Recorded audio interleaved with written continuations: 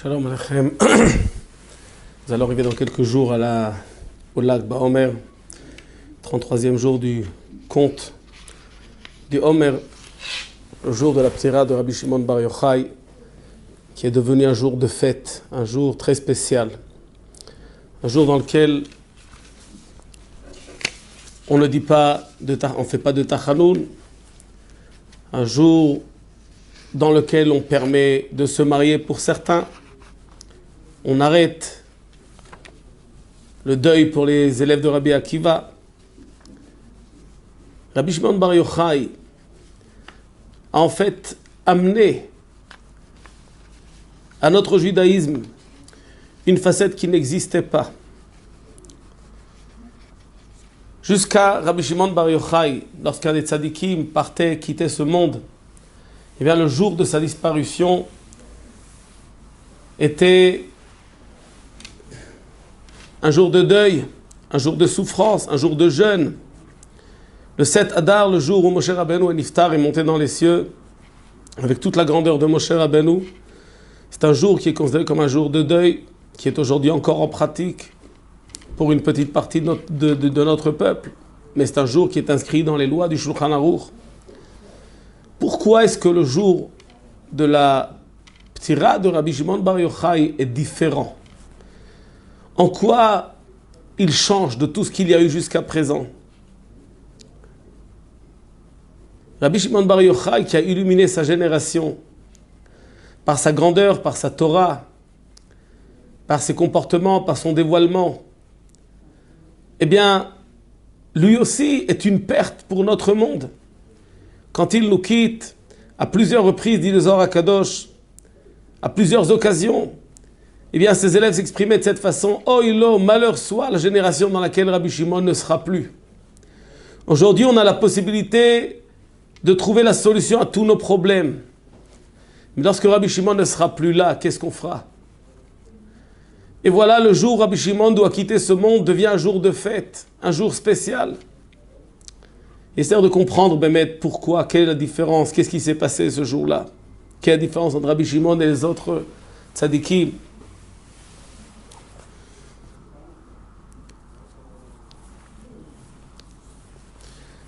Le jour de la Ptira, lui aussi, est très spécial. Dans le Zohar HaKadosh, le Zohar nous raconte de quelle façon s'est passé ce jour. Rabbi Shimon a réservé pour ce dernier jour, le dernier jour de sa vie sur ce monde, des enseignements qu'il n'a dévoilés jamais à personne. Des enseignements qu'il a voulu transmettre ce jour même pour arriver devant Hachem, dans les cieux, sans avoir raté, manqué dans l'enseignement qu'il avait à transmettre aux générations qui allaient suivre. Ce jour-là, Rabbi Shimon demande à ses élèves qui étaient proches de lui de venir auprès de lui. Les portes sont ouvertes. Tout le monde sait que Rabbi Shimon se sent mal, qu'il se prépare à quitter le monde. Tous les rabbanim, tous les élèves rentrent dans la maison de Rabbi Shimon. Rabbi Shimon ouvre les yeux et regarde. Il commence à pleurer. Rabbi Shimon dit: lorsque j'ai voulu transmettre les secrets de la Torah, dans la première idara, dans le premier enseignement que j'ai transmis à mes élèves, eh bien, le feu nous entourait, personne ne pouvait rentrer, et voilà, les portes sont ouvertes et tout le monde rentre. À ce moment-là, le feu céleste descend et entoure Rabbi Shimon, remplit la maison de Rabbi Shimon et tout le monde sort de nouveau dehors. Rabbi Shimon appelle son fils Rabbi Elazar et lui dit: appelle tous ceux qui étaient avec nous la première fois, ceux qui sont capables de passer cette épreuve, de vivre, de s'exprimer malgré le feu. Les élèves rentrent et s'assoient autour de Rabbi Shimon. Rabbi Shimon fait changer les places. Fais attention, ici il y a Rabbi Pinchas Ben Yair qui arrive, ici à ça, tu ne peux pas t'asseoir ici. En d'autres termes, beaucoup de neshamot, de tzadikim qui avaient déjà quitté le monde, viennent s'exprimer, participer à l'enseignement du dernier jour de Rabbi Shimon. Et Rabbi Lazar, Rabbi Abba, Rabbi Yosef, ses élèves sont là aussi. Rabbi Shimon ouvre les yeux et sourit. Et puis il dit, quelle beauté! Cette fois, Kadosh Baruch Hu lui-même descend avec tous ses malachim pour participer à mon enseignement aujourd'hui. Où est-ce qu'on a vu des choses pareilles? Où est-ce qu'on a entendu des choses pareilles? Rabbi Shimon prend son enseignement, il prend la parole, et cette fois pour changer des autres, Rabbi Shimon sera le seul qui enseignera, personne n'ajoute et ne complète ses paroles, il va transmettre lui-même tout l'enseignement qu'il avait à transmettre. Rabbi Shimon termine son enseignement et quitte le monde. Les élèves ne savent pas encore ce qui se passe avec Rabbi Shimon, est-ce qu'il s'est endormi, est-ce qu'il a quitté le monde. Ils attendent dans la peur et ils tremblent. Jusqu'au moment où ils se prennent en main, ils s'approchent, ils voient que réellement Rabbi Shimon les a quittés. Et puis à ce moment-là, les pleurs. Rabbi Abba et Rabbi Lazar disent, ce n'est pas le moment maintenant de pleurer, il faut s'occuper de l'enterrement de notre maître. Et à ce moment-là, se passe un enterrement qui n'a jamais eu lieu de façon exceptionnelle. Le corps de Rabbi Shimon est sorti sur son brancard. Et puis à ce moment-là, il y a une dispute entre les gens de Méron et les gens de la ville d'à côté dans laquelle Rabbi Shimon avait habité a priori et qui voulait que Rabbi Shimon soit enterré chez eux. Une dispute, ils veulent qu'il soit enterré chez eux, les gens de Méron veulent qu'il soit enterré à Méron puisqu'il est l'iftar à Méron. Et à ce moment-là, le lit de Rabbi Shimon s'élève dans les cieux et se dirige lui-même vers la Méhara dans laquelle il veut être enterré à Méron. La dispute s'éteint, tout le monde a compris. Et à ce moment-là, on entend une voix céleste qui va annoncer à tous ceux qui sont là, venez tous, rassemblez-vous, participez avec les cieux pour la fête, la grande fête de Rabbi Shimon, ce jour-là. Pourquoi la grande fête? Parce que c'est vrai, pour nous, Rabbi Shimon quitte. Mais pour les cieux, pour le monde céleste, c'est la grande joie de pouvoir recevoir enfin la personne de Rabbi Shimon, la réalité de Rabbi Shimon dans les yeshivot des cieux. La grande fête, et cette fête se dévoile. Les gens comprennent qu'il y a quelque chose d'extrêmement puissant qui se passe. Et tout le monde vient, tout le monde accompagne le lit de Rabbi Shimon. Et une autre voix qui dit que tous ceux qui ont participé aujourd'hui à la fête, à l'accompagnement de Rabbi Shimon, eh bien, tous ceux-là auront droit, auront une part dans leur Gan Eden. Quand Rabbi Shimon s'approche de la Méhara, quand son lit s'approche de la Méhara, et qu'il rentre dans la Méhara, il y a une autre voix qui sort. Zeha'ish, Margi Za'aretz, Marish Mamlachot, c'est l'homme qui a fait trembler les peuples, qui a fait trembler la terre par sa puissance, par sa présence. Eh bien, maintenant, il vient, Yanuchu al Mishkevotam, Olech Nechocho, il va pouvoir se reposer sur son lit et arriver, Bémet, au calme total, au vrai calme, au vrai bonheur, à la vraie joie. Rabbi Shimon est enterré dans sa grotte. Plusieurs années après, Rabbi Lazar aussi va être enterré dans cette même grotte. Et une génération après, nous raconte la Gemara, Rabbi Yossé, petit-fils de Rabbi Shimon, fils de Rabbi Lazar, lui aussi meurt.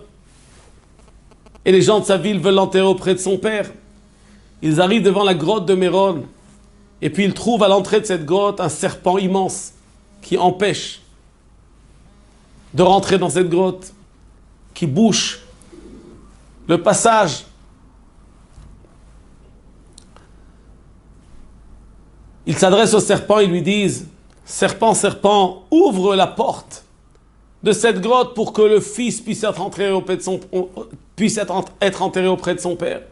Rabbi Yossé auprès de son père, Rabbi Lazar auprès de son grand-père, Rabbi Shimon. Le serpent ne les laisse pas rentrer.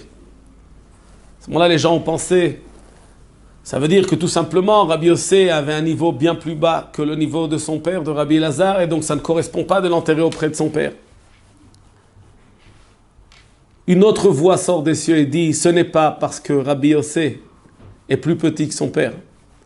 C'est tout simplement parce que son père et son grand-père ont subi la souffrance de l'autre grotte. Et ceux qui ont subi la souffrance, ceux qui ont souffert pour étudier la Torah, ont un autre niveau. Donc on ne peut pas permettre à Rabbi Yossé d'être enterré auprès de ceux qui ont souffert le tsar de la Me'ara. De quel tsar il s'agit? La Gemara nous raconte dans Shabbat. Yehuda Ben Geri m'a raconté une discussion qu'il y a eu entre nos sages, et puis il y a un décret qui sort du César de tuer Rabbi Shimon. Rabbi Shimon s'enfuit dans un Beth Midrash, etc. Et puis ensuite, il va s'enfuir avec son fils dans une des grottes, dans une des grottes pour étudier la Torah. Dans cette grotte, il n'y a rien à manger, il n'y a rien à boire. Akadosh Baruch Hu fait pousser un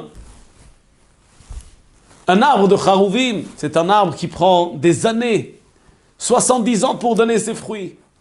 Et qui donne ses fruits tout de suite. Ils ont donc des Charouvim à manger. Ils peuvent manger. Et puis il fait sortir à l'intérieur de la grotte une source d'eau fluide avec laquelle ils vont pouvoir boire, se laver les mains. Et à ce moment-là, Rabbi Shimon et son fils s'installent dans cette grotte, une grotte qui est couverte de sable.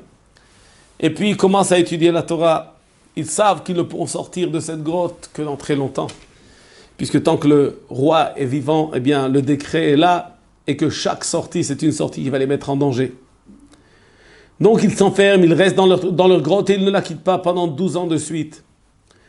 Ils enlèvent leurs habits pour que les habits ne s'habillent pas, qu'ils aient des habits pour pouvoir prier. Ils les mettent qu'au moment où ils doivent prier, dire une bracha, à ce moment-là ils mettent leurs habits. Le reste du temps ils sont enfouis dans le sable de la grotte. Après 12 ans, ils entendent Eliyahu Navi qui vient à l'entrée de la grotte, qui étudie avec eux tous les jours et qui leur dit « Le roi est mort, le décret est annulé, donc les portes sont ouvertes. » Rabbi Shimon, Rabbi Lazar quittent la grotte. Sur leur route, ils voient des gens travailler dans les champs, une moisson. Et à ce moment-là, à chaque endroit, ils mettent leurs yeux, puis tout brûle, tout brûle, tout brûle. Ils ne comprennent pas. Qu'est-ce qu'ils ne comprennent pas? Comment est-il possible qu'un homme qui a une âme, qui a un cerveau, un homme intelligent, puisse perdre son temps pour des choses matérielles, quand la réalité humaine est une réalité spirituelle, une réalité profonde, une réalité qui ne touche pas à ces petitesses de ce monde? Une voix sort des cieux, dit Rabbi Shimon, vous n'êtes pas sorti de la grotte pour brûler mon monde, retournez dans votre grotte. Rabbi Shimon, Rabbi Lazar retournent dans leur grotte et il reste 12 mois. Une 13e année donc. Ils font leur compte et ils disent 12 mois, c'est le maximum de punition que peut avoir un rachat dans le Gehinnom. Et à ce moment-là donc, on a certainement épié notre faute. On va ressortir et faire attention. Rabbi Lazar est encore lancé, est encore chaud. Et il met les yeux à certains endroits, il ne comprend pas et le feu prend. Et Rabbi Shimon éteint avec ses yeux. Calme. Ils retournent chez eux. Rabbi Pinchas ben Yair arrive à leur rencontre. D'après le texte du Talmud Bavli, eh bien Rabbi Pinchas ben Yair, c'est le gendre de Rabbi Shimon. D'après le texte du Zohar HaKadosh, c'est son beau-père. Rabbi Pinchas ben Yair sort à la rencontre donc de Rabbi Shimon Bar Yochai pour le recevoir. Il le voit dans son état, il lui dit, Rabbi Shimon, je vais te prendre dans les bains municipaux. Je vais m'occuper un peu de toi, je vais t'aider à te remettre en état. Imaginez-vous, 13 ans dans le sable, sans se laver. Il le prend donc dans les bains, et puis à ce moment-là, quand il le lave et quand il le met en état, il se rend compte en fait que toute la chair de Rabbi Shimon est fissurée, cassée. Rabbi Pinchas ben Yair ne peut pas supporter de voir Rabbi Shimon dans cet état, il pleure. Les pleurs de Rabbi Pinchas ben Yair sont salés. Les larmes qui tombent dans les fissures du corps de Rabbi Shimon font sauter Rabbi Shimon et le font crier de mal. Rabbi Pinchas ben Yair dit, malheur à moi, qui t'ai vu dans cette situation. Quelle faute j'ai fait pour te voir dans une situation aussi grave? Rabbi Shimon réplique et lui dit, Rabbi Pinchas ne dit pas comme cela. Malheur à moi si tu ne m'avais pas vu dans cette situation. Pourquoi? Parce que si je n'avais pas passé cette période dans cette grotte, tu n'aurais pas trouvé en moi ce que tu pourrais trouver en moi aujourd'hui. Et la Gemara nous dit qu'avant de rentrer dans cette grotte, Rabbi Shimon Bar Yochai, était un élève de Rabbi Pinchas ben Yair. Chaque question que Rabbi Shimon posait à Rabbi Pinchas ben Yair méritait 12 réponses de la part de Rabbi Pinchas ben Yair. Donc la grandeur de Rabbi Pinchas ben Yair au moins 12 fois la grandeur de Rabbi Shimon. Mais quand Rabbi Shimon sort de la grotte, eh bien, les situations se renversent. C'est Rabbi Pinchas ben Yair qui pose des questions à Rabbi Shimon pour qu'il lui explique les choses qui sont dures dans son étude. Et Rabbi Shimon lui répond 24 sortes de réponses sur chacune de ces questions. Rabbi Shimon est arrivé à un niveau exceptionnel. Rabbi Shimon va dévoiler la pnimiyut de la Torah, la partie intérieure de la Torah, l'âme de la Torah, la profondeur, la réalité réelle de la Torah. L'homme est formé de couches. L'habit qui couvre l'homme, très souvent, nous trompe. Quand on voit quelqu'un par son extérieur, dans sa façon d'être habillé, s'il est bien habillé en particulier, eh bien on a une bonne impression de cette personne. S'il est mal habillé, on a tout de suite une mauvaise impression. On le définit, il est comme ça, il est comme ça. Enlève ses habits. Très souvent, une fois que tu enlèves ses habits, tu vas dire c'est une personne qui est extrêmement laide, impossible à supporter. Il perd toute sa classe, toute sa beauté à tes yeux, toute son importance. Mais en fait, réfléchis. Les habits, ce n'est pas lui. Ces habits-là, c'est une carapace, c'est une couverture. Ce n'est pas la personne. Donner de l'importance à une personne par son expression extérieure, par ses habits, c'est une erreur fondamentale qui n'a aucun sens. Ça ne veut rien dire. C'est vrai que les habits donnent de l'honneur à la personne, lui ajoutent de la classe, de la beauté. Ah ben, ce n'est pas la personne, c'est quelque chose de tout à fait extérieur. Quand on regarde le corps de la personne, on a l'impression peut-être, bon ok, alors c'est lui cet homme que je vois. Mais on se trompe aussi. Le corps que l'on voit, c'est la partie mécanique qui exprime la personne qui se trouve à l'intérieur de ce corps. Le corps, ce n'est pas la personne, c'est la façon d'exprimer de la réalité qui se trouve à l'intérieur, qui fait marcher, qui fait fonctionner ce corps. Quand je veux, eh bien, je marche. Quand je veux, je lève ma main, je la baisse. Quand je veux, je ferme les yeux, je les ouvre. Quand je veux, j'écoute. Quand je ne veux pas, je n'écoute pas. Quand je veux, je mange. Le corps, c'est tout simplement une machine qui met dans la réalité, qui fait passer dans les actes, en fait, les volontés de ma personne. Donc ce corps, cette chair, cette viande, ces muscles, ce n'est pas la personne, c'est un habit aussi. Où se trouve la personne? Peut-être le cœur qui fonctionne et qui donne de la vie, qui amène la vie et la vitalité à toutes les parties de notre corps. Mais là aussi, si on réfléchit un peu, le cœur, c'est tout simplement une pompe. C'est une pompe qui fait passer le sang et qui amène l'oxygène, qu'il puise de nos poumons à toutes les parties de notre corps. Donc en fait, le cœur, ce n'est juste qu'une pompe, une pompe qui fait marcher cette machine. Alors qui c'est la personne? Qui c'est Béhémet? La personne qui se trouve à l'intérieur de toute cette machine. Peut-être la tête, le cerveau, puisque le cœur lui-même reçoit les ordres du cerveau, que toutes les parties qui fonctionnent dans le corps réagissent en fonction du cerveau. Mais le cerveau aussi, si on réfléchit, ce n'est rien du tout, c'est une machine, c'est un computer, c'est un marche-chèvre. Qui étudie les données, qui réagit, qui envoie. Mais qui est-ce? Cette vie, cette personne qui se trouve et qui donne les ordres au cerveau, qui dirige le cerveau, qui lui donne la vitalité, la façon d'être, de s'exprimer, de faire. Eh bien, la personne se trouve encore plus profonde, à l'intérieur encore même de ce cerveau. Donc tout ce corps que nous avons en face de nous, en fait, c'est une machine. C'est une machine qui a ses parties, des parties plus importantes, des parties moins importantes, mais qui amène ensemble au fonctionnement la possibilité de s'exprimer de cette personne. Qui est l'homme? La pensée, elle vient d'où? La volonté, pas les envies, la volonté, la pensée, l'âme, la vie. La personne, notre personne, c'est une autre réalité. S'occuper de sa personne, c'est pommader la carrosserie de son véhicule. C'est tout simplement faire des actes et faire des efforts pour quelque chose qui n'a aucune importance à part l'importance pratique de fonctionner, de faire, d'exprimer mes volontés, les volontés de ma personne. Dans la Torah, c'est la même chose. Il y a l'objet de la mitzvah. Il y a l'acte de la mitzvah. Il y a la façon de faire l'acte de la mitzvah. Il y a la pensée qui accompagne la mitzvah. Il y a le cœur, la volonté, l'envie de faire la mitzvah. Et à ce moment-là, c'est tous des couches, jusqu'à ce qu'on arrive à mettre au cœur de la mitzvah.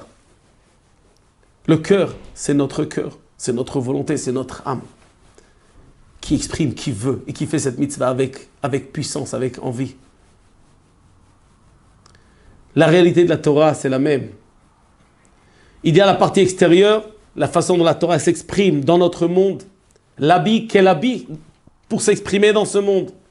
Dans ce monde, il y a des boîtes noires qui représentent des tefilines. Mais la Torah, ce n'est pas des boîtes noires. Le Sefer Torah est écrit avec des lettres d'encre noire sur un parchemin blanc. Mais la Torah, ce n'est pas les lettres noires qui sont sur le parchemin blanc. Ce n'est pas le parchemin non plus. C'est l'expression extérieure de cette réalité spirituelle que représente la Torah. Eh bien, Rabbi Shimon, par le fait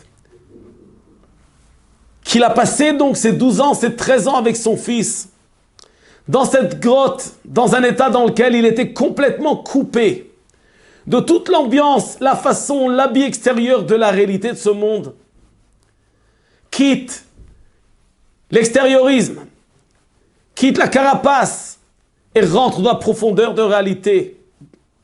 Il rentre dans la profondeur de la Torah, dans sa profondeur à lui-même. Il vit sa réalité humaine, sa réalité réelle. Il vit sa personne, il vit son âme, auprès de l'âme du monde, auprès de l'âme de la Torah.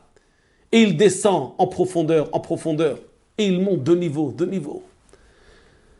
La façon de vivre, c'est une façon qui agit sur la capacité de l'homme de définir la profondeur des choses.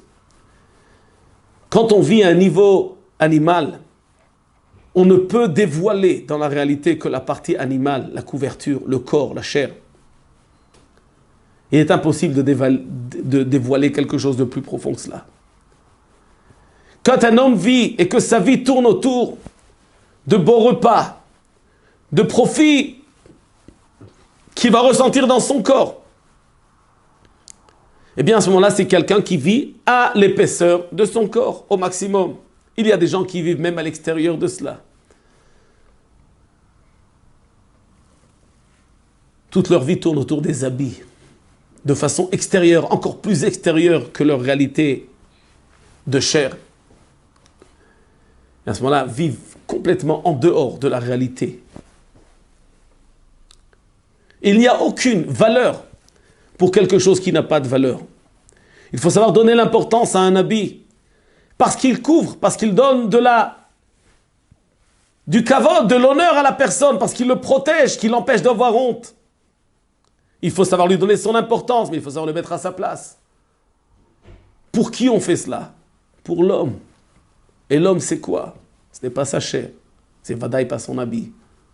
L'homme, c'est son âme. C'est cette réalité qui est là et qui est éternelle.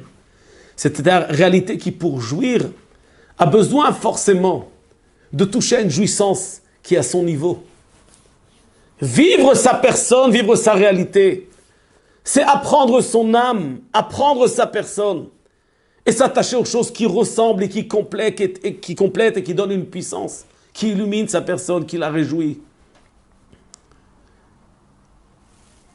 Rabbi Shimon est donc quelqu'un qui a dévoilé la plimiout de la réalité, la plimiout du monde, la plimiout de la Torah, la plimiout de la personne, de la réalité humaine.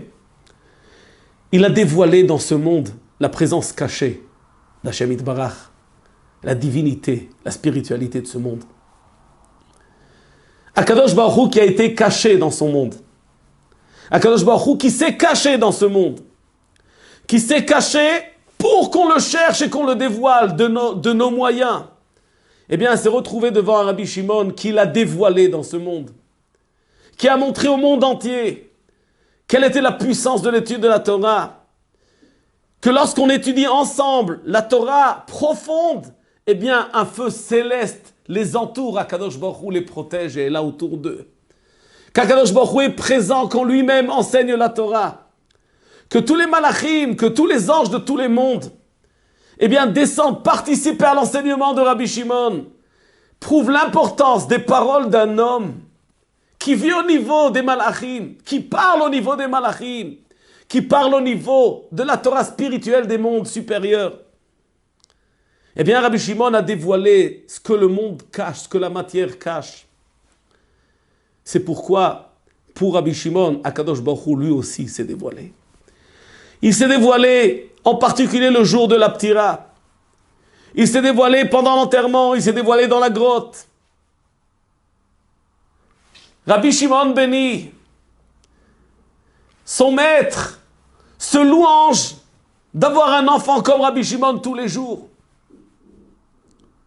Akadosh Baruch Hu est heureux d'avoir une personne qui, sauf, en fin de compte, l'a dévoilé, a montré quelle était la puissance de la réalité divine dans ce monde, a montré quel était le cœur, la puissance, la profondeur exceptionnelle de la Torah Kedosha, qui a dévoilé les secrets de la Torah, les secrets les plus cachés de la Torah, Rabbi Shimon les a dévoilés. Eh bien, parce que lui l'a dévoilé, Akadosh Baruch Hu lui aussi s'est dévoilé pour lui. Et à ce moment-là, va dévoiler au peuple qui va accompagner Rabbi Shimon qu'en fait, l'enterrement d'un tzaddik, c'est quelque chose d'extrême, c'est une joie, c'est un mariage dans les cieux.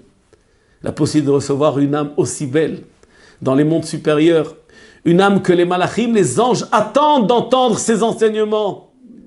Une âme qui est au-dessus du niveau des anges, qui comprend et qui sait des choses que les anges eux-mêmes n'arrivent pas à savoir et à comprendre. On va demander à Rabbi Shimon d'expliquer aux anges les parties cachées de la Torah profonde, du sod de la Torah, des secrets de la Torah. Akadosh Baruch Hu est heureux. Et quand Akadosh Baruch Hu dévoile son bonheur, eh bien tout le monde est lancé autour de cette joie. Et c'est pourquoi le jour de la Ptira de Rabbi Shimon se transforme en un jour de joie, un jour de bonheur.